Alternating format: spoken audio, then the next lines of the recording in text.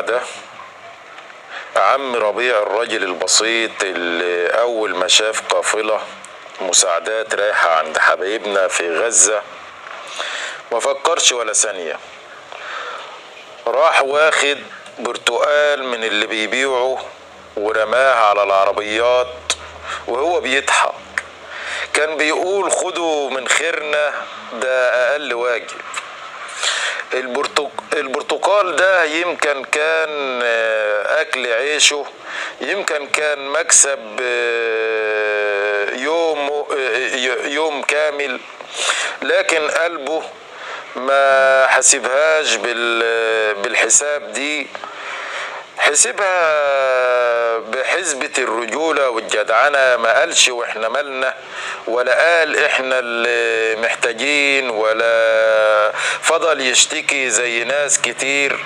هو تصرف تلقائي نابع من ضمير صاحي وراجل صعيدي جدع. وده هو المصري الأصيل اللي تربينا على صورته، المصري اللي لو شاف حد محتاج يقوم يساعده حتى لو هو نفسه محتاج. بس في نفس الوقت تلاقي واحد تاني قاعد ورا الكيبورد مش عاجبه حاجة، ولا عاجبه الناس اللي بتتبرع، ولا عاجبه البلد، ولا عاجبه حتى اننا نحس بغيرنا. عامل فيها المثقف الكبير وبيكتب بمنتهى الفخر مش هتبرع لغزة.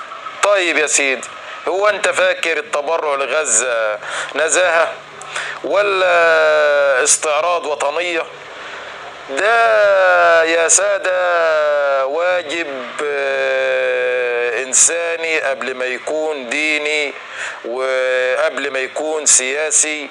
ويا ريت الناس تفهم إن إعادة إعمار غزة ده مش تبرع، ده مسؤولية مشتركة، لأن اللي بيحصل هناك مش بعيد عننا، ده أمن قومي لمصر نفسها.